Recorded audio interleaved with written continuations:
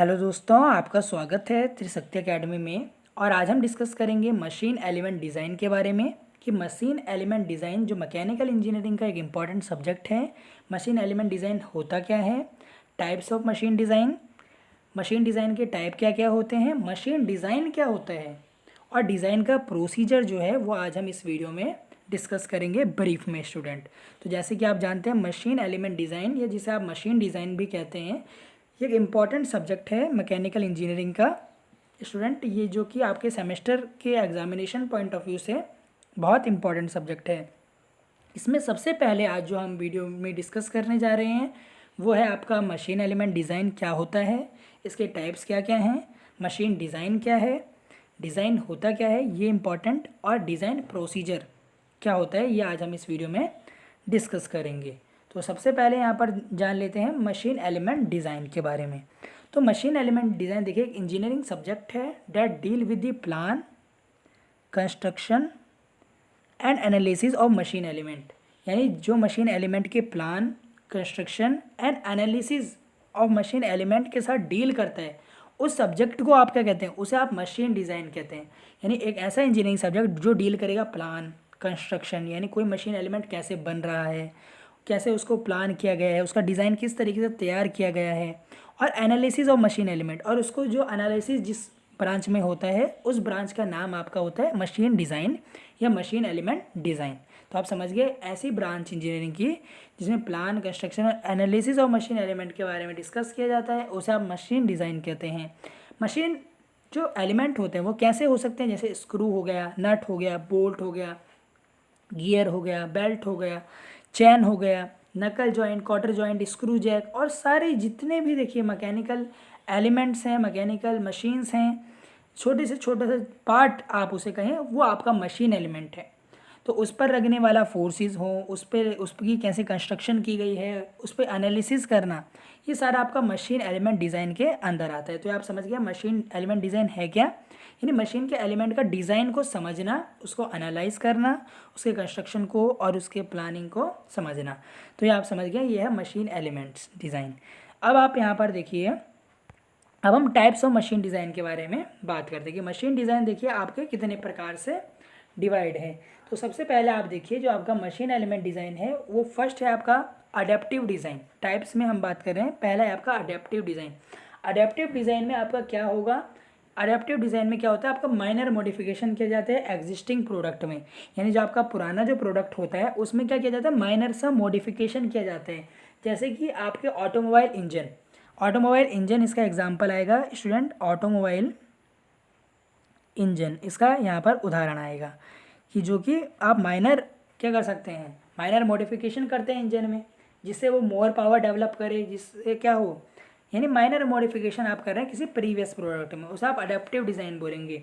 और develop design में आप क्या करते हैं, एग्जिस्टिंग प्रोडक्ट को, यानी जो आपका प्रीवियस जो आपका प्रोडक्ट है उसको एक बेसिस की तरह आप इस्तेमाल करते हैं और उसके आधार पर आप एक नया जो है डिफरेंट मेथड से उसका मटेरियल चेंज करके, यानी एग्जिस्टिंग प्रोडक्ट को आप एक बेसिस की तरह यूज़ करते हैं कि ये इस तरीके का प्रोडक्ट है, पर अब आप उसको कुछ डेवलपमेंट करना चाहते हैं उस प्रोडक्ट में, कुछ उसमें नई चीज़ें करना चाहते हैं, तो उसे आप डेवलप डिज़ाइन कहेंगे। क्या कहेंगे आप उसे, डेवलप्ड डिज़ाइन कहते हैं। जैसे कि आप देखते हैं कोई सॉफ्टवेयर है, उसका जो पुराना एग्जिस्टिंग हमारे पास सॉफ्टवेयर होता है वो क्या होता है, उसमें क्या होता है वो हमें पता होता है कि इस तरीके का है, तो उसमें क्या होता है, मॉडिफिकेशन होती है, एग्जिस्टिंग प्रोडक्ट को एक बेसिस की प्रकार से वहाँ पर यूज़ किया जाता है। तो ये आप ध्यान रखिए, डेवलप करना, उसको डेवलप करना अर्थ है कि कोई प्रीवियस डिज़ाइन है उसको डेवलप करना।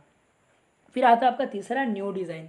न्यू डिज़ाइन देखिए, न्यू डिज़ाइन के लिए क्या होता है, the design need a lot of research. आप कोई नया इन्वेंशन करें, इसको बोलते हैं आप न्यू डिज़ाइन, जिसके लिए आपको बहुत ही ज़्यादा रिसर्च की ज़रूरत होती है, technical ability and creative thinking, ये आपके न्यू डिज़ाइन में आपका वर्क आता है। जैसे आपके मानिए आप कोई भी चीज़ बना रहे हैं, आपने कोई नया टूल डिज़ाइन किया, आपने स्टूडेंट यहाँ पर कोई भी मोटर कार हो गई आपकी, ये आपके न्यू डिज़ाइन होते हैं। इनके डिज़ाइन देखिए अपने नए होते हैं, मोटर कार इसका एग्जांपल आ गया आपके, ये आप ध्यान रखिए। लोकोमोटिव इंजन का कोई डिज़ाइन आपने बिल्कुल नया तैयार कर दिया, तो ये आपके न्यू डिज़ाइन में आते हैं, जो कि बहुत ही रिसर्च के बाद, टेक्निकल एबिलिटी और क्रिएटिव थिंकिंग के बाद आपके बनते हैं, ये ध्यान रखिएगा। अब आप देखिए डिज़ाइन की आवश्यकता क्या है, डिज़ाइन क्यों आवश्यक है, नेसेसिटी ऑफ डिज़ाइन।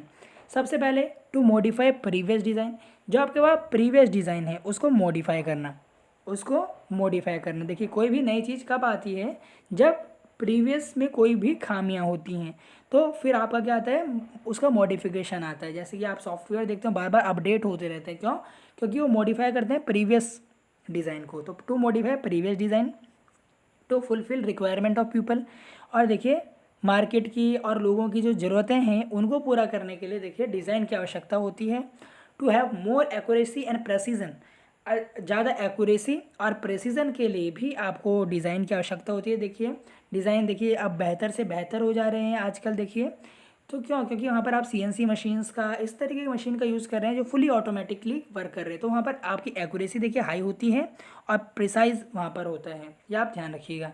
डिज़ाइन की आवश्यकता क्या है, to improve quality of product, product की क्वालिटी को इम्प्रूव करने के लिए आप क्या करते हैं, डिज़ाइन करते हैं। सेव मैन मशीन और मटीरियल, मैन मशीन और मटीरियल को सेव करने के लिए इनका सही उपयोग करते हैं।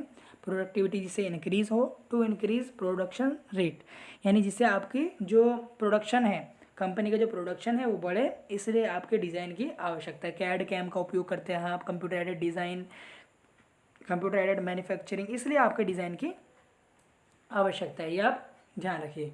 तो आप समझ गए नेसेसिटी ऑफ डिज़ाइन को भी आप समझ गए, डिज़ाइन की क्या आवश्यकता है।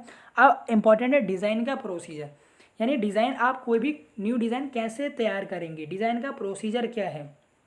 आप किसी भी मशीन कंपोनेंट को डिज़ाइन कर रहे हैं तो इसका प्रोसीजर क्या है। सबसे पहले आप देखिए इंपॉर्टेंट है नीड और एम, यानी आवश्यकता क्या है इसकी, आपको बताना पड़ेगा कि आपको पर्पस बताना पड़ेगा कि आप क्यों मशीन को डिज़ाइन कर रहे हैं, क्यों इस मशीन की आवश्यकता पड़ी, नीड और एम।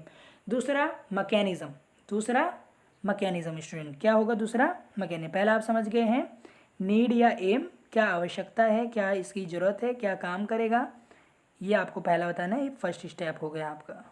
सेकंड आपका बताएगा मैकेनिज़्म, कि आपने जो मशीन बनाने जा रहे हैं, जो डिज़ाइन आप बनाने जा रहे हैं, उसमें कौन सा मैकेनिज़्म आप यूज़ करेंगे।